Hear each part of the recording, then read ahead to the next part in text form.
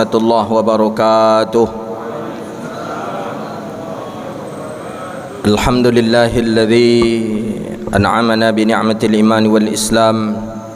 Wassalatu wassalamu ala asyrafil anam sayyidina wa nabiyyina wa habibina wa syafi'ina wa qurrati a'yunina wa maulana Muhammadun sallallahu alaihi wasallam.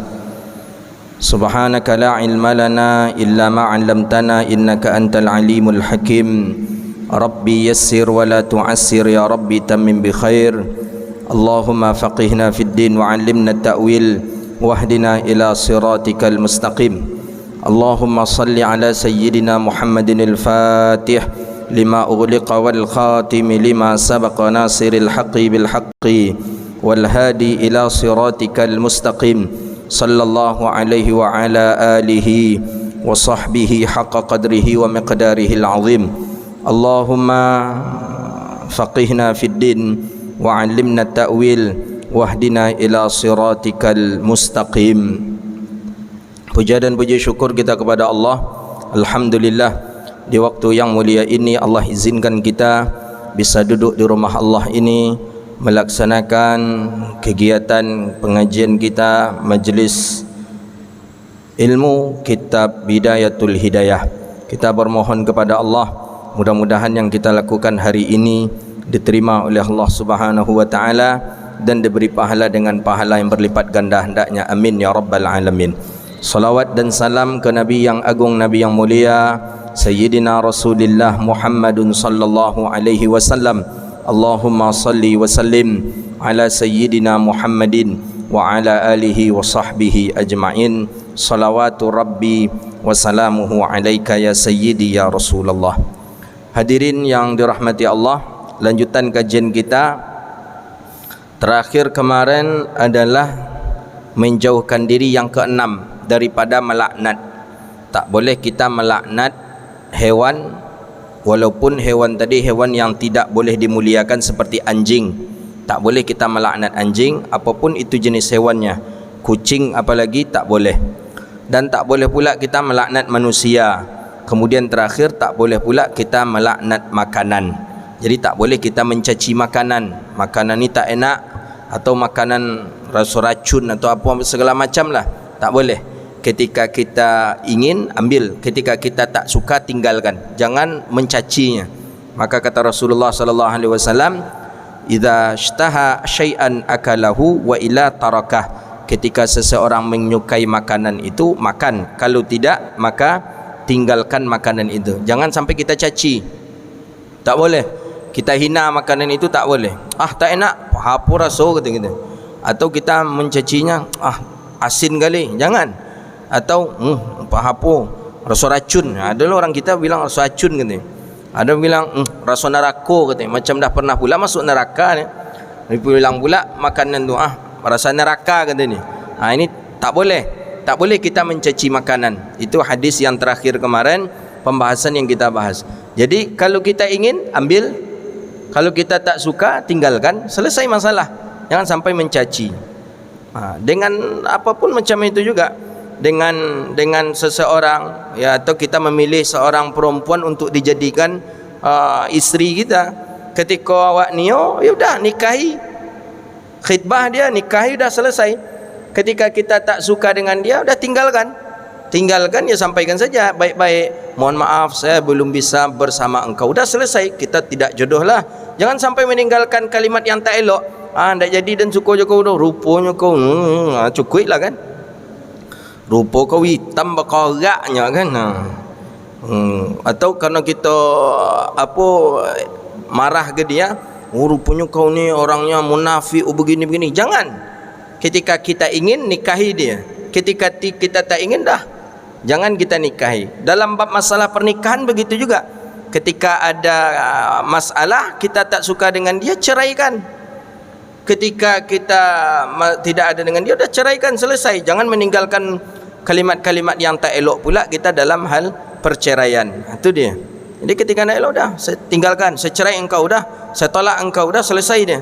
Jangan sampai kau modeko dan ceraikan kau. Jangan, semakin parah nanti. Itu pembahasan kita yang kemarin. Qala al-Imam Hujjatul Islam Abi Hamid al-Ghazali rahimahullahu ta'ala, as-sabi' ad-du'a'u 'ala al-khalqi fahfadh lisanaka 'anid du'a'i 'ala ahadin min khalqillahi ta'ala wa in zalamaka faqul ala amrihi ila Allah faqul amrihi ila Allah. Apa kata Imam Al-Ghazali rahimahullahu ta'ala?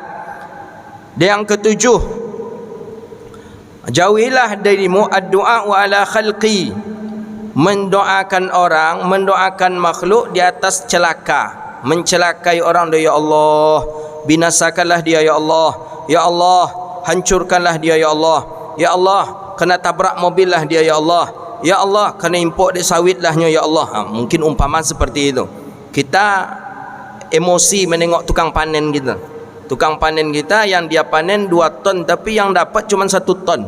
Tiup manen pada itu, tiup manen pada itu. Dalam tahajud kita doakan dia, ya Allah, mudah-mudahan ya Allah kena import lah nyodek sawit ya Allah. Mendoakan seperti itu tak boleh. Kata Imam Al-Ghazali rahimahullah, fahfaz lisanaka, jaga lidah engkau anid du'ai, daripada mendoakan orang, mencelakai orang, ala ahadin min khalqika, daripada salah seorang daripada makhluk Allah Ta'ala. Wa in zalamaka, sekalipun dia menzalimi engkau. Memang kita dizaliminya, memang dia menzalimi kita, memang dia menghina kita, memang dia menghancurkan kita. Ketika dia berhutang dengan kita, tak dibayarnya hutang, kita difitnahnya pula. Si anu tu baru kita minjam duit dia, baru dah kemana-mana dia ceritakan, padahal kita sering juga minjamkan duit dia, kata dia. Padahal kita tak pernah minjam duit ke dia.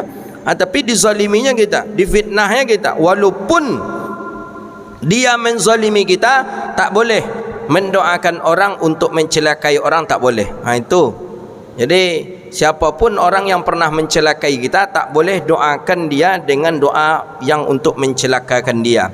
Fawadi amri fakuli, maka serahkanlah urusan itu kepada Allah, biarlah Allah yang membalasnya. Begitu saja. Orang ada menzalimi, doakan, solat hajat kan, baca Yasin 41 kecek kawan ke gitu kan, atau solat hajat kan ninyo kan. Tak cukup Allah yang membalas. Orang zalim Allah yang membalas, tak usah kita doakan ni. Fafil hadis, sebagaimana di dalam hadis Nabi Yunus sallallahu alaihi wasallam, innal mazlum la yad'u ala zalimihi, sesungguhnya orang yang terzalimi berdoa dia kepada Allah di atas orang yang menzaliminya, mencelakakan, didoakan, dikutuk orang yang menzaliminya, hatta sehingga diterima doanya tadi oleh Allah. Tapi ternyata zalimnya yang ia dapatkan lebih daripada dia zalimi kita. Jadi dia menzalimi kita mungkin sekedar-sekedar saja, tapi dek gara-gara doa kita itu Allah lebih menzalimi dia. Kan tak berimbang jadinya. Tak berimbang, dia lebih zalim gara-gara doa kita. Thumma yabqa lizalim, kemudian tersisalah tinggallah daripada kezaliman, kelebihan daripada zalim itu pada dirinya, maka dia pun akan menuntut pada hari kiamat nanti. Aku menzaliminya cuma sampai batas itu, ternyata dia mendoakan aku dari atas kezalimannya, dan aku lebih terzalimi lagi. Tu hati-hati kita. Umpama mungkin orang menzalimi kita mungkin karena sampai batas kita, ya seperti umpamanya di ASN non-job lah, kan terzalimi kita itu. Umpama kita di non-jobkan orang karena kita difitnah, tapi kita mendoakan dia, ya Allah kurang ajar si anu tu ya Allah, aku ingin dia engkau zalimi pula ya Allah, sebagaimana dia menzalimi aku ya Allah, berilah dia ya Allah, kezalimkanlah dia ya Allah. Mungkin umpamanya rumahnya hancur, umpamanya hancurkanlah rumah dia ya Allah, apa. Ternyata kalau diseimbangkan dengan yang dia zalimi kita, tak seimbang. Lebih besar kezaliman dia lagi yang dia terima dibandingkan dengan kezaliman yang sudah dia lakukan untuk kita. Maka nanti dia di hari kiamat akan menuntut kepada Allah Subhanahu wa taala. Wa talu ba'dun nasu lisanuhu ala hujaj. Jadi betapa banyak manusia-manusia yang sudah mencaci hujaj. Hujaj ini kan termasuk pemimpin yang zalim ketika itu. Dengan lidahnya, maka hujaj pun mendapat suatu kehormatan nanti dengan orang-orang yang banyak menzalimi dia. Maka oleh kerana itu pemerintah yang jahat, penguasa yang jahat, nanti bisa dia akan tertolong oleh Allah dikarenakan sudah banyak betul orang yang mencacinya. Itu dia. Ya model-model kini kau pula lah kan. Di mana-mana aja cerita orang memburuk ninyo aja taruh kan. Duduk di siku mencerita ninyo aja, duduk di siku orang menceritakan dia juga. Dia nanti akan mendapatkan keseimbangan. Dia sudah zalim, tapi karena kita menghina dia dapat pertolongan nanti. Jadi kalau gitu macam mana Ustaz? Antok aja lah kalau pakai manhajnya metodenya Imam Ghazali. Liman zalamahu, bagi orang yang menzalimi dia, tapi karena orang tadi sudah mencaci, menghina hujat, akhirnya hujat pun berbalas daripada kezalimannya. Jadi oleh karena itu, mendoakan orang dengan kesengsaraan, mendoakan orang dengan kehancuran, itu tidak dibolehkan dalam pandangan Islam. Dalam pandangan syariat kita tak boleh. Ya, tak boleh. Bagaimana dengan orang kafir? Ya, kalau orang kafir memang jelas dia dalam doa Nabi SAW kan jelas itu. Allahumma ansur man nasaraddin wa khuzul man khazalal muslimin wa ahlikil kufra wal munafikin. Allahumma dammir a'daika a'da'ad-din. Ya Allah, hancurkanlah musuh-musuh engkau dan musuh-musuh agama. Musuh-musuh engkau maksudnya musuh-musuh Allah dan musuh-musuh agama. Itu yang kita mohonkan kepada Allah Subhanahu wa taala. As-samin, yang kedelapan. Yang kedelapan yang mesti harus kita jauhi daripada penyakit lidah, as-sukhriyah, al-mizahu was-sukhriyatu wal-istihza. Al-mizah, apa itu al-mizah? Al-mizah ini, mizah, apa mizah ini ya? Mizah ini sama dengan berolok-olok, bukan. Olok-olok itu sukhriyah. Al-mizah ini bergurau. Al-mizah bergurau, sukhriyah berolok-olok, istihza menghina. Hati-hati itu. Bergurau dengan kawan kita, mengolok-olok kawan, istihza menghina, hati-hati. Ini Imam Ghazali mengingatkan kita betul ini. Jangan sampai kita bergurau itu sampai merendahkan orang. Jangan bergurau-gurau sampai menghina orang. Hati-hati, jangan. Awak berguraunya tapi kawan terhina oleh kita. Mak si anu tu memang tinggi kan, macam tiang listrik kata gitu. Itu kan lah perginya kepada sukhriyah, mengolok-olok, malah sampai pula ke istihza, menghina. Jadi ada tiga yang mesti harus dijauhi. Al-mizah, bergurau, sukhriyah, mengolok-olok, istihza, menghina. Hati-hati tu, hati-hati betul itu. Mak si anu tu godang tebadan itu kan macam durum togak kata ni. Maksudnya orang tu gopuknya macam durum, macam drum. Drum tu antum tengok drum yang isi air itu kan luar biasa, itu besarnya itu. Itu yang kata ustaz saya, alis matanya bak elang berlari, ramping pinggulnya bak durum berdiri, putih kulitnya bak arang kuali. Jadi ada perempuan tu, kata dia, ditanyalah, engkau mau tak saya ada jodoh ni? Kalau engkau mau saya kenalkan. Seperti apa ciri-cirinya? Kata orang ni bertanya kepada temannya tadi, disebutlah ciri-ciri perempuan tu. Alis matanya bak elang berlari. Mau dia apa elang berlari?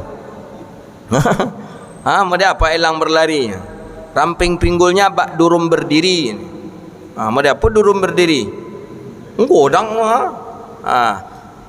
Ramping pinggulnya bak durum berdiri, putih kulitnya bak arang kuali. Arang kuali putih atau hitam? Hitam berarti. Jadi terjemahnya ala nyu hitam gopuk pula leh. Itulah tu. Jadi kata kawan, kalau model itu ciri-cirinya jadi dia nio dah katanya. Lah tak bayang dia. Putih kulit bak arang kuali, ramping pinggul bak durum berdiri. Tu penghinaan itu. Jadi al-mizah, hati-hati. Al-mizah bergurau, sukhriyah berolok-olok, istihza menghina. Jangan sampai kita bergurau tapi kita menghina orang. Ini banyak kadang lidah kita yang terpeleset dalam masalah ini, banyak sekali. Banyak. Sianu, kenal tak dengan Sianu? Sianu yang mana?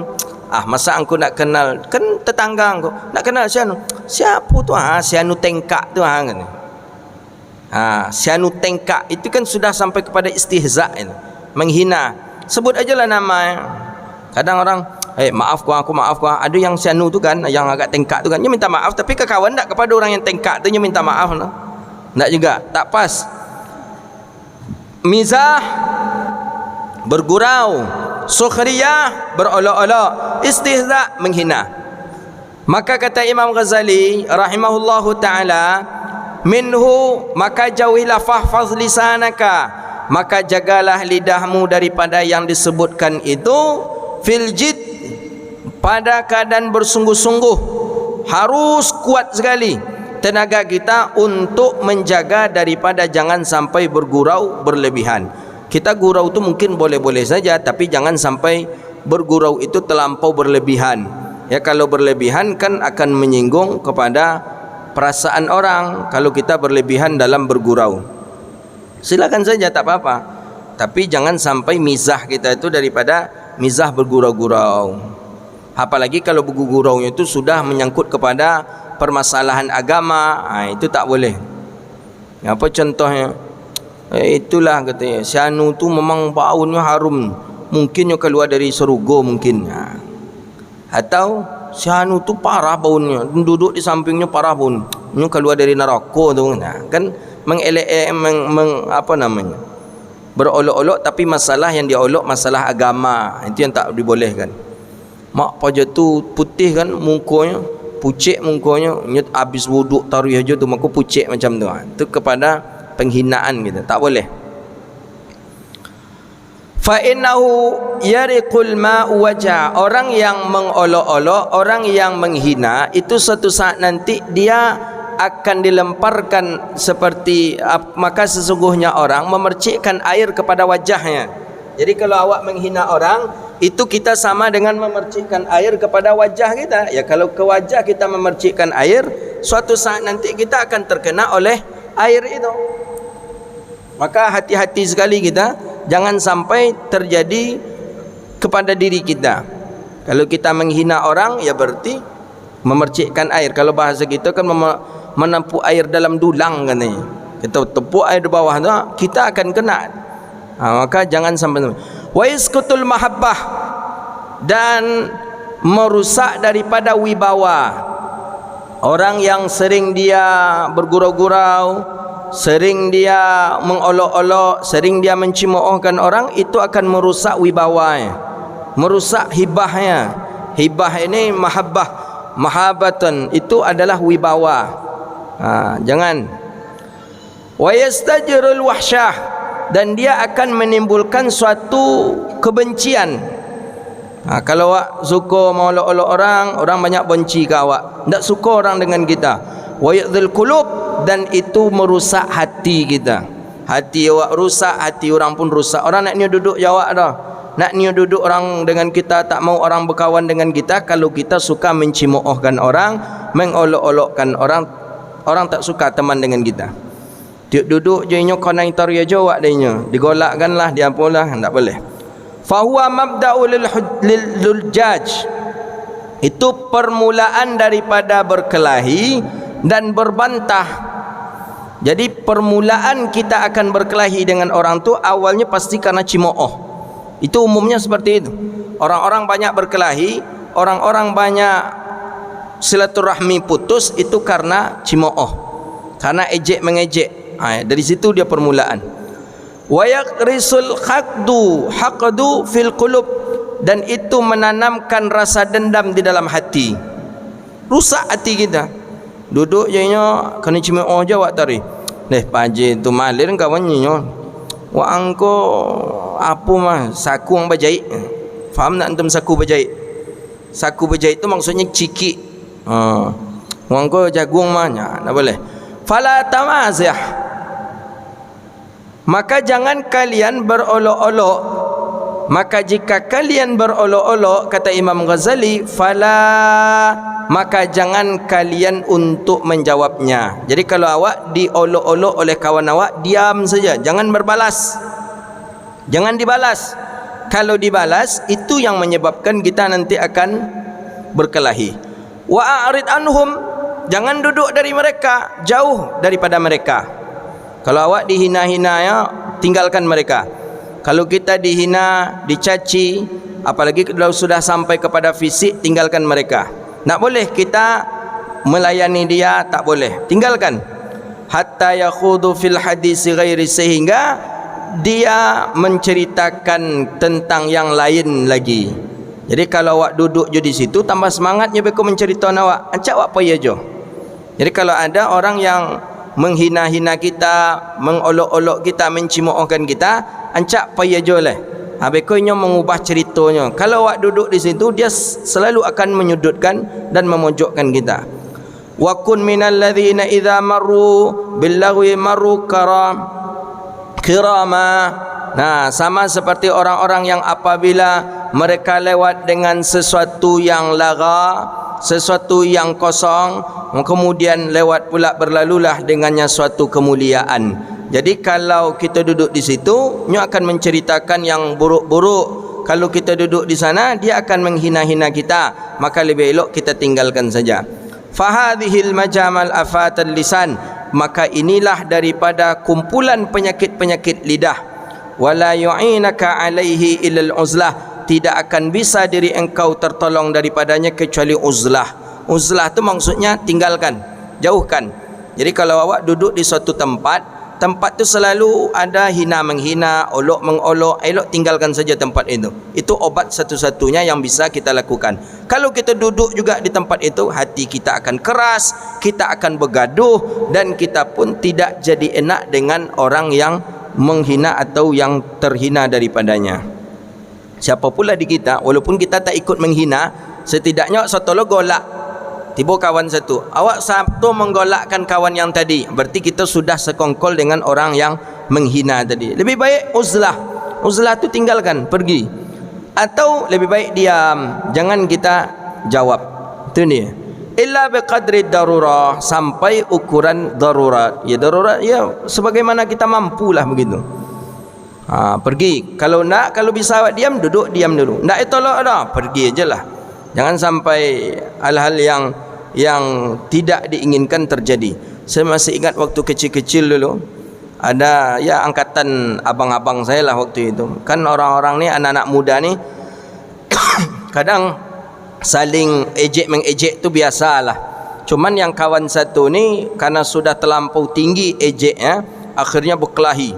Depan saya nampak itu, ditenjulah hidung. Itu awalnya berkelahinya masalah apa ya? Masalah jari kalau tak salah saya tu. Ang jari yang tak lurus dah kecil. Ang mungkin jari yang kau tu ketek acuk menunjuk kuburan kau kata ni. Memang jari kawannya tadi gak pencong ketek tu. Jadi dia nak terima. Jadi katanya tu ndak kecil. Jari dan kau memang dari lahirnya nak elok katanya lah.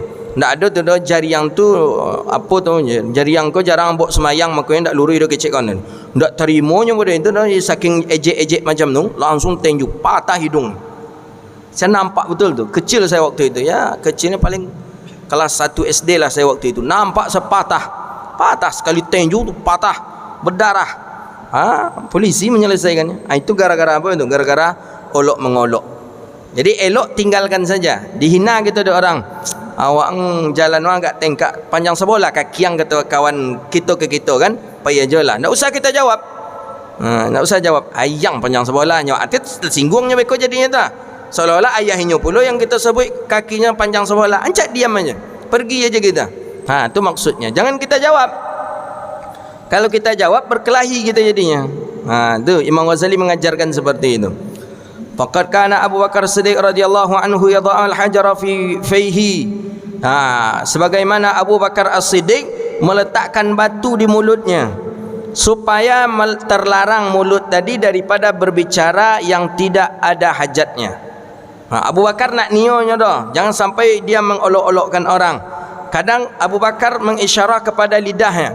Ada kawan yang banyak cerita, banyak cakap, kata Abu Bakar, kata Abu Bakar, pernah Abu Bakar seperti itu. Ni kata Abu Bakar, ditunjuk Abu Bakar lidah. Hati-hati dengan ni kata Abu Bakar As-Siddiq.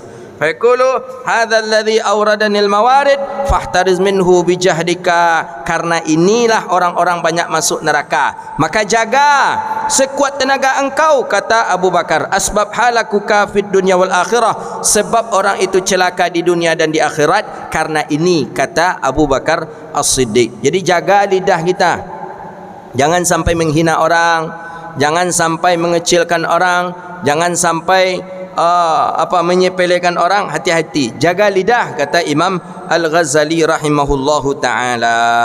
Itu dia, jaga lidah. Kita kadang lidah ni lah yang agak susah untuk menjaganya. Susah sekali lidah, menjaga lidah ni susah. Kadang orang berjalan nampak ada-ada aja awak komentari orang tu berjalan. Nampak awaknya berjalan je bininya berdua tu, awak komentari je tu. Nak cocok dong kan, ancak bini pada laki lainnya. Apa gunanya awak mengomentari tu, apa gunanya? Cobalah, apa gunanya? Nak cocok bini muda, laki lah tua kan. Apa gunanya?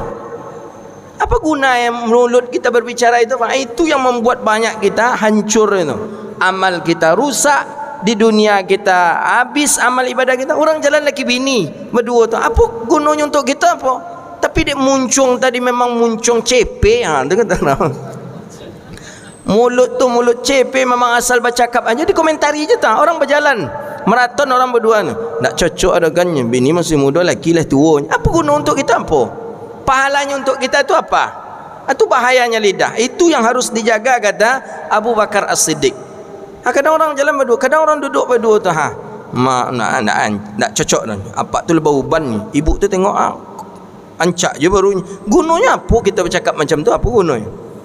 Tu dia. Kadang memang ada orang-orang yang kalau dia tidak berbicara mulutnya tu, dia akan sakit.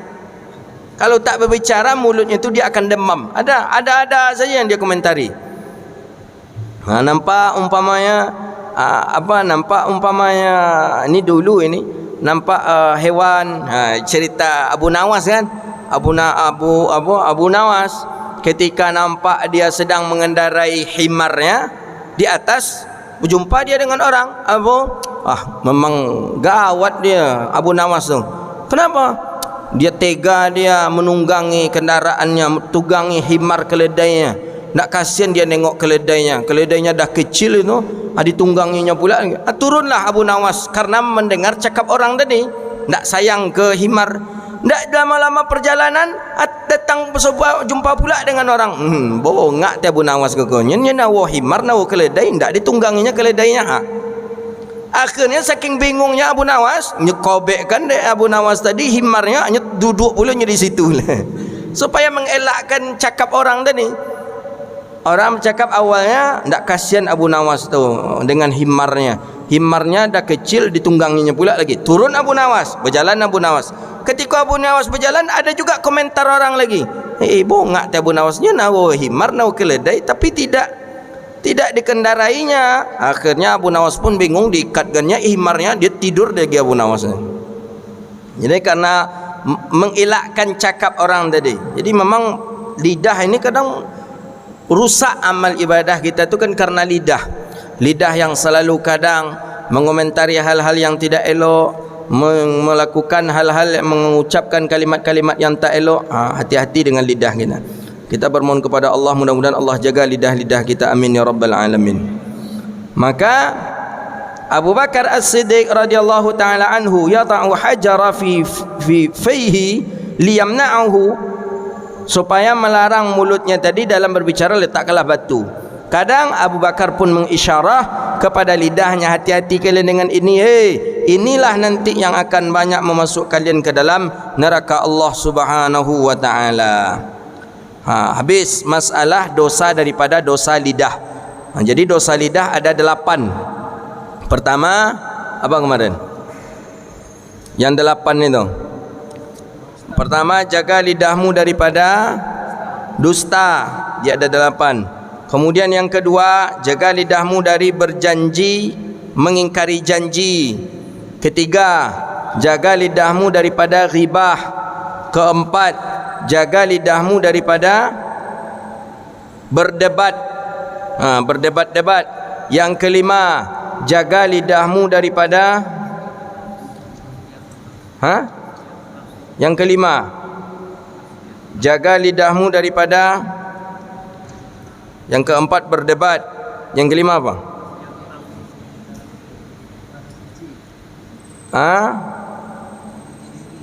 Memuji diri. Memuji daripada diri kita sendiri. Yang kelima. Yang keenam, hindarkan dirimu daripada melaknat. Yang ketujuh, daripada mendoakan orang celaka. Yang kedelapan, daripada mizah, daripada bergurau, mengolok-olok dan menghina. 8, hati-hati jaga lidah kita dari 8 maksiat itu. Kemudian selesai masalah lidah, masuk kepada masalah perut. Dia kan ada 7 kemarin. Ada mata, ada lidah, ada mata, ada telinga, ada lidah, ada perut, ada kemaluan. Berapa? Ada hati lagi. Jadi mata 1, telinga 2, lidah 3, perut 4, 5 kemaluan, hati 6. Ya kan? Jaga itu. Ini yang ke berikutnya. Wa ammal batnu fahfadhuhu min tanawuli. Adapun dosa perut, maka jaga olehmu akan perut daripada memakan makanan yang haram. Hati-hati perut kita jangan sampai memakan haram. Apa definisi makanan yang haram? Makanan yang haram itu ma laysa laka, makanan yang tidak milik engkau, bukan milik kita. Itu makanan haram, punya orang. Imma bitariqin kasbin, adapun daripada jalan memaksa, atau dengan cara merampas, atau dengan cara mencuri, atau dengan cara menipu, maka hukumnya sama, haram. Kita menipu orang atau jual beli, kita tipu orang, itu jadi perkara yang haram. Apa contoh menipu? Ya seperti contohnya barang tu bagus di luarnya saja, di dalamnya busuk. Kita tahu buah tu buah busuk, kita jual ke orang tanpa memberitahu kepada orang. Yang kita sampaikan ke orang, ni bagus buahnya ni, belilah. Macam duku lah. Duku tu kan kalau tak pandai membeli duku tu gawat, kita bisa terkecoh kita, karena di dalamnya busuk, di luarnya bagus.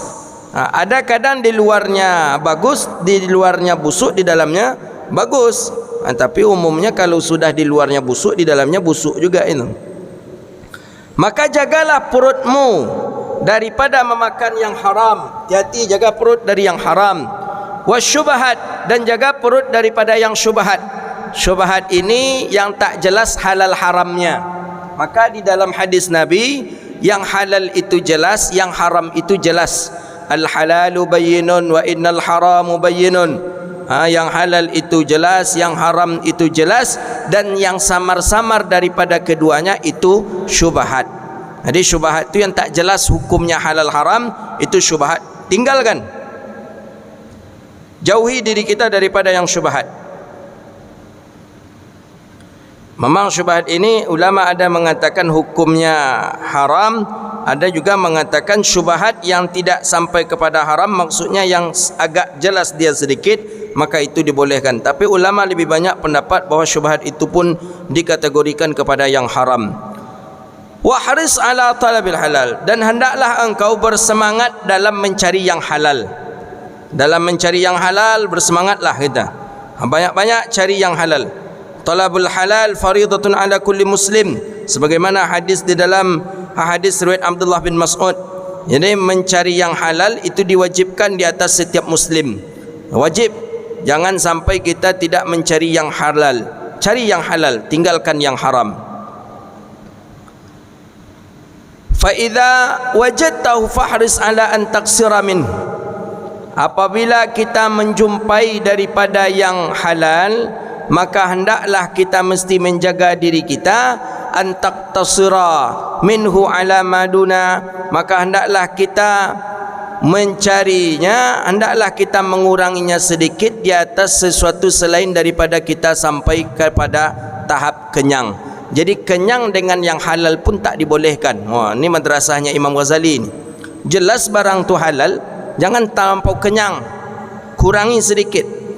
Karena kenyang dengan yang halal itu bisa berakibatkan bahaya pula dia. Dalam Minhajul Abidin ada itu. Walaupun itu kita halal, jelas tu halal, kurangkan sedikit, jangan sampai kenyang dengan yang halal. Kenapa? Fa inna syab'a yuqassil qalb. Sesungguhnya kenyang dengan yang halal itu bisa yuqassil qalb, itu bisa mengeraskan hati. Maksudnya kalau perut kenyang kan keras hati kita, malas kita ibadah. Nah, bisalah antum fahami. Kenyang dengan yang halal saja kalau bisa jangan, kata Imam Ghazali. Apalagi kenyang dengan yang haram. Kenyang dengan yang halal saja bisa membuat hati kita keras, apalagi kenyang dengan yang haram, tentu bisa mematikan hati. Maka hati-hati, jangan sampai kenyang dengan yang haram. Maka ulama itu makannya dengan ala kadarnya saja. Dia ada kadar sukatan. Imam Abi Hanifah ketika perutnya lapar, dia pergi ke rumah makan yang ada masywi, memanggang ikan. Tempat panggang ikan, dihirupnya asap yang bakar ikan itu agak 3 kali, kemudian dia pulang. Itu cara kenyangnya Imam Abi Hanifah. Jadi jangan sampai kita kenyang dengan yang halal, karena kenyang dengan yang halal itu mengeraskan hati, kemudian merusakkan pikiran dan menghilangkan hafalan, dan memberatkan badan. 4, memberatkan badan daripada ibadah. Kalau kita makan kenyang dengan yang halal akan berakibat kepada 4: mengeraskan hati, merusakkan pikiran, yang kedua, yang ketiga menghilangkan hafalan, yang keempat memberatkan anggota tubuh kita untuk ibadah. 4 ni kalau kita makan kenyang-kenyang dengan yang halal. Jelas halal duit kita ni, halal. Jadi maksud hadis, maksud perkataan Imam Ghazali ini macam mana? Jangan makan kenyang-kenyang, sekedarnya saja.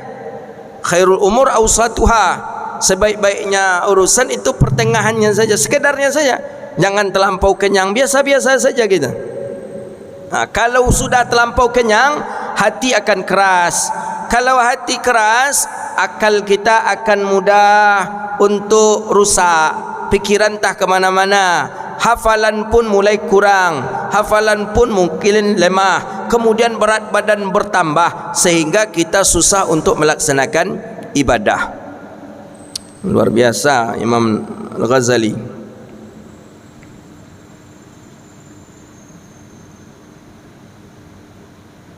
Jadi hati-hati, jangan sampai terlampau kita daripada kenyang tadi. Batnil mumtila, orang yang perutnya kenyang, maka biasanya orang tadi akan mewarisi penyakit lupa.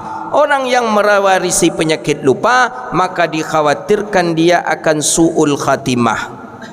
Maka hati-hati kita, jangan sampai banyak makan. Banyak makan akan mewarisi lupa. Ya, untuk banyak makan banyak minum. Banyak minum banyak dahak. Dahak balgham, itu kata dalam kitab Ta'limut Ta'lim. Banyak dahak yang membuat kita pelupa tu dahak. Lendir-lendir di tubuh itu membuat kita pelupa. Makanya dianjurkan kita untuk memakan kismis. Kismis itu ya kismis kan di kita kan. Kalau bahasa Arabnya apa? Anggur, dia anggur yang dikeringkan itu apa? Lupa saya. Dianjurkan dalam setiap hari kita makan 21 kali. Makan 21 kali. Itu untuk apa itu? Untuk mengurangkan lendir, menghilangkan lendir-lendir yang ada di tubuh kita. Dianjurkan kita makan itu 21 kali. Itu salah satu untuk menguatkan hafalan. Di antaranya untuk menguatkan hafalan lagi, siwak. Bersiwak kita. Siwak itu termasuk mengurangkan lendir di tubuh kita, menguatkan hafalan. Menguatkan hafalan, memakan kismis, kemudian sering bersiwak-siwak, menggosok gigi kita. Dengan perut kenyang, seseorang akan lupa. Orang yang lupa dikhawatirkan dia su'ul khatimah, na'udzubillah. Kita apalagi dengan setelah sapi kurban, pari konyang taruhnya. Jadi orang yang perutnya kenyang dengan yang halal, yuqasil qalb, akan membuat hatinya keras, wa yufsidu zihn, akan merusak daripada akalnya, wa yubtilul hifz, dan dia akan mengurangi hafalan, akan rusak hafalan, wa yathqilul a'dha, dan berat anggota daripada ibadah. Matulah mengantuk, untuk sembahyang tahajud berat, untuk duha berat, karena sudah mengantuk. Untuk ibadah, untuk mencari ibadah dan mengaji, menuntut ilmu, berat badan, berat rasanya untuk mengaji tadi, tak mau kita. Kemudian akan menguatkan syahwat. Syahwat ini daripada keinginan-keinginan. Kalaulah banyak makan yang halal, tentu pariklah konyang. Parik konyang, urek mato lah mengantuk pula. Akhirnya nancik tu togak taruhnya. Syahwat berkeinginan terus. Akhirnya bagaimana? Wayansurul junudu syaitan. Kita pun membantu daripada tentara-tentara syaitan, menolong tentara-tentara syaitan. Maka kata Imam Ghazali, wasyaba'u minal halal mabda'u kulli syarr. Sesungguhnya wasyaba'u, dan bermula kenyang daripada yang halal, itu permulaan pada tiap-tiap kejahatan, kejelekan. Pokoknya kalau konyang pori awak, di situ mulai kejahatan itu. Matolah mengantuk, pasti lolok. Mengaji tinggal, salat jamaah tinggal, wirid tinggal. Fakaifa minal haram, bagaimana kalau seandainya perut kita itu kenyang daripada yang haram? Kenyang daripada yang halal saja, hati keras dibuatnya, akal kita rusak dibuatnya, hafalan kita hilang dibuatnya, badan kita malas untuk ibadah dan menuntut ilmu, syahwat kita naik, dan kita pun membantu syaitan. Itu memakan yang halal, apalagi memakan makanan yang haram.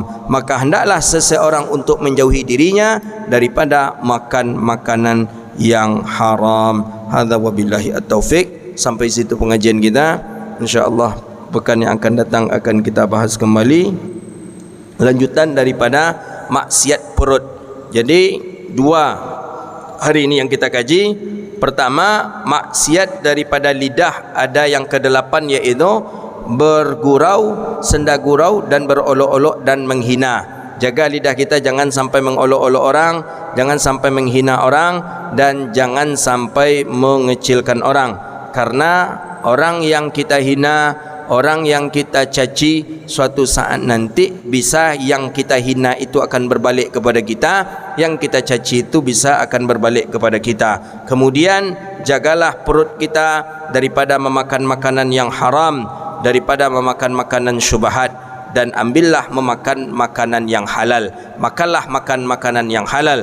Tapi kata Imam Ghazali, makanan-makanan yang halal itu pun jangan engkau sampai kenyang memakannya. Makanlah dengan sekedarnya saja, karena orang yang makan dengan makanan yang halal sampai kenyang akan membuat hatinya keras, akan merusak akalnya, akan merusak hafalannya, akan membuat berat badannya untuk ibadah dan mengaji, dan akan menguatkan syahwatnya, dan dia membantu daripada tentara syaitan. Jadi makan tu sekedarnya saja. Makanan yang paling berkah kata Nabi SAW dalam hadis riwayat Abdullah bin Umar dalam hadis Bukhari Muslim, apa? Maka surat alaihi aidi. Kata Nabi, inna ahabbut ta'ami ilallah, sesungguhnya makanan yang paling disukai oleh Allah, hidangan yang paling disukai oleh Allah, maka surat alaihi aidi, makanan yang banyak tangan pada hidangan itu. Jadi di makanan itu banyak tangan. Si fulan, ada tangan orang miskin, ada tangan orang fakir, ada tangan orang alim, ada tangan para wali. Semakin banyak orang makan di hidangan itu, maka hidangan itu adalah hidangan yang paling berkah di sisi Allah Subhanahu wa ta'ala. Maka hidangan yang paling bagus itu hidangan yang paling banyak tangan. Maka Nabi SAW, besar nampan Nabi, sebagaimana di dalam hadis Syama'il Muhammadiyah, nampan Nabi itu besarnya bisa makan 9 orang. Besar atau kecil tu? Besar. Itu Nabi, nampan Nabi itu. Ada 9 orang yang bisa makan di nampan Nabi. Jadi makanan yang paling berkah itu adalah makanan yang banyak tangannya. Yang banyak tangan ikut makan itu maksudnya bukan kiri soto pula, enggak. tangan kiri soto, tangan soto. Tu banyak tangan tak? Maksudnya banyak orang yang ikut makan di hidangan itu. Itulah hidangan yang paling berkah di sisi Allah Subhanahu wa taala. Ana al-fakir, alhamdulillah, satu nikmat yang Allah beri. Ana pernah beberapa kali satu nampan dengan Habib Umar. Habib Umar ibn Hafidh pernah beberapa kali waktu beliau ke Kairo. Beliau sering kali ke Kairo. Habib Umar hafizahullah sering kali ke Kairo dari Hadramaut Tarim. Beliau datang ke Kairo dan di Kaironya lama, kadang 3 bulan, kadang 2 bulan. Beliau di Kairo dan alhamdulillah ana al-fakir, Allah beri nikmat, pernah beberapa kali satu nampan dengan beliau, alhamdulillah. Dan pernah juga beliau meletakkan hidangan itu di tangan ana. Jadi beliau ambil, beliau letakkan di tangan ana dan ana suap. Dan alhamdulillah banyak keberkahan yang ana dapat ketika itu bermajlis dengan beliau. Ada, kalau tak salah ana dapat juga itu hidangan daging yang beliau suapkan ke kami masing-masing, termasuk saya al-fakir ketika itu di Mesir dengan Habib Umar, alhamdulillah. Jadi makanan yang paling mulia itu makanan yang banyak tangan. Jadi jangan kita mansur aja, makan surang aja, jangan. Ajak kawan gitu, ajak kawan makan. Makanya Nabi jarang kita membaca hadis, boleh dikatakan belum pernah kita menjumpai hadis Nabi itu makan dengan satu piring sendiri saja. Jarang sekali. Nabi tetap makan bersama orang lain. Kadang gelas, dalam hadis Muslim itu riwayat Sayyidah Aisyah, gelas satu dengan Sayyidah Aisyah. Jadi makan sendiri, minum sendiri, jangan ajak orang lain untuk ikut makan bersama kita. Hadza wabillahi at-taufiq. Rabbana atina fid dunya hasanah wa fil akhirati hasanah wa qina adzabannar. Allahumma faqihna fid din wa 'allimna ta'wil wahdina ila siratikal mustaqim. Rabbana hab lana min ladunka rahmatan wa hayyi' lana min amrina rasyada. Rabbana innana amanna faghfir lana dhunubana wa kaffir 'anna sayyi'atina wa tawaffana ma'al abrar. Rabbana atina fid dunya hasanah wa fil akhirati hasanah wa qina adzabannar. Wa sallallahu ala nabiyyina Muhammadin wa ala alihi wa sahbihi ajma'in walhamdulillahi rabbil alamin.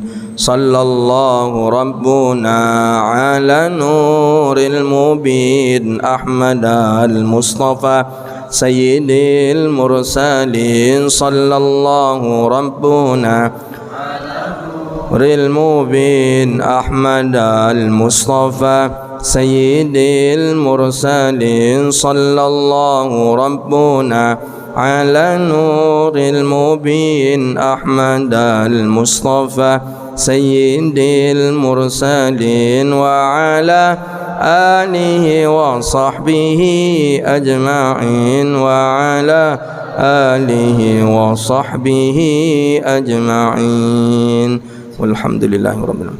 Insyaallah besok subuh pengajian kitab Riyadhus Shalihin di Masjid Nurul Huda. Demikian, mohon maaf wabillahi taufiq hidayah. Assalamualaikum warahmatullahi wabarakatuh.